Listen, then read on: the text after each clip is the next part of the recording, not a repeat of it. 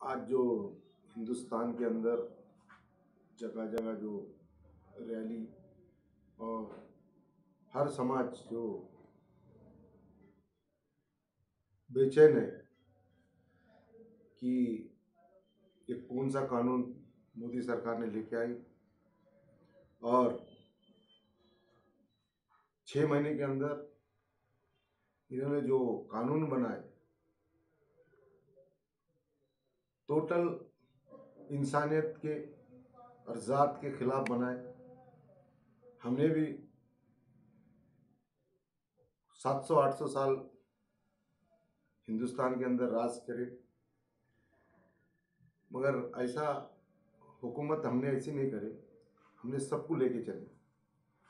ये जो हुकूमत है सिर्फ ओनली मुसलमानों के खिलाफ। पहला तो उन्होंने जैसे इलेक्शन होता है 3 तलाक का मुद्दा लेकर आए, उसके अंदर कानून पास कराए, फिर भी मुसलमान चुप रहा। दूसरा मुद्दा कश्मीर का लाए, 370 वो भी हटाए, फिर भी मुसलमान चुप रहा। फिर तीसरा मुद्दा बाबरी मस्जिद का लाए। हमारे उलमा ने, हमारे बड़ों ने तायद की है कि जो भी कानून हमको जो भी हो फैसला करेंगे हम उसके साथ हैं। एक भी पूरे हिंदुस्तान के अंदर कहीं तो जो फैसला आया उसके खिलाफ कहीं हिंदुस्तान के अंदर ना एक जुलूस निकला या ना खिलाफत हो। तो हुकुम जो कोर्ट का आदेश था, हम कोर्ट ने जो बोल दिया हमने उसको माने। आप जो चौथा मुद्दा इन्होंने एनआरसी का लेकर आए और ओनली ठीक है, उसमें ओनली मुसलमानों को ओनली टारगेट। ये कौन सी हुकूमत है? हमने भी कोई 800-900 साल हुकूमत करे, मगर ऐसी हुकूमत हमने नहीं करे। हमारी हिंदुस्तान आज़ादी के अंदर हमारे उल्मा सबसे ज़्यादा अगर शहीद हुए होंगे तो उल्मा ही हमारे शहीद हुए।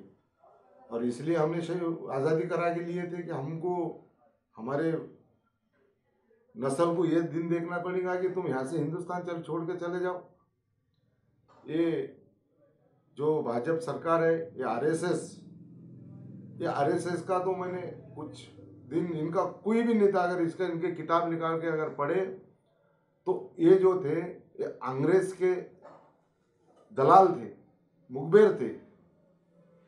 बाकी का एक पार्लियामेंट में एक दिल्ली के अंदर मैंने टीवी के अंदर देखा, उसके अंदर 3 लोग पकड़े गए थे। उसके अंदर एक अटल बिहारी वाजपेयी भी थे, एक हिंदू, 2 हिंदू थे और एक मुस्लिम था।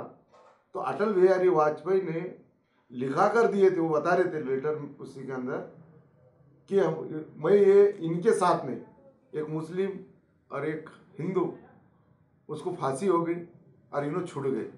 ये ऐसे तो आज जो ये हुकूमत कर रहे हैं ये ऐसे लोग, ये अंग्रेज, ये इनकी कोई यहाँ इनकी कोई भी कुर्बानी नहीं कि हिंदुस्तान के वास्ते इन्होंने आज़ादी के लिए, मगर फिर भी मुसलमानों को जानबूझकर टारगेट कर रहे। मगर मुसलमान एक अभी तक गपचुप बैठा, अभी तक चुप रहा, मगर इंशाल्लाह आने वाले वक्त में चुप नहीं रहेगा।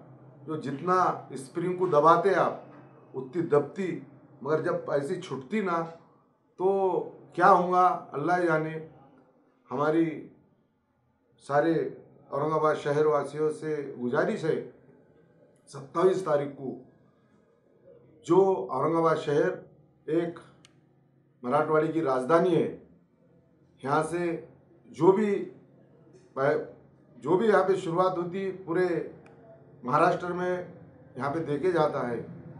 तो औरंगाबाद शहर वासियों को आने वाले 27 तारीख को जामा मस्जिद से दिल्ली गेट तक ज़्यादा से ज़्यादा लोग जमे और एक ताकत बताए बाकी की कि भाई हम पूरे इसके पूरा खिलाफत है। और आने वाले वक्त में हमारे जो भी उल्मा, हमारे जो बड़े हमारे को जो साथ जो भी बताएंगे हम उनके रास्ते पे जाएंगे। और औरंगाबाद शहरवासियों को, पूरे ज़िले वालों को मेरी अपील है कि 27 तारीख को जामा मस्जिद से दिल्ली गेट तक पूरा काम धंधा छोड़ के, काम धंधा तो चलते रहेगा मगर ये टाइम अगर से ऐसा ही घर में रहेंगे तो इंशाल्लाह वक्त बहुत गलत है। इक्तदा एक साथ पूरे मिलके अपनी ताकत बताना चाहिए और 27 तारीख को जुमे के दिन जामा मस्जिद से दिल्ली गेट तक पूरे मुस्लिम एकजुट, पूरा टोटल ताकत कितनी है औरंगाबाद शहर को, एक महाराष्ट्र में एक अलग मोर्चा अपना एक साथ जाना चाहिए। पूरा टोटल जितनी भी संगठनाएं अपने पूरे के पूरे उस दिन 27 को आएंगे इंशाल्लाह। मेरी ये सबको गुजारिश है और ये जुमे के दिन सब आएंगे।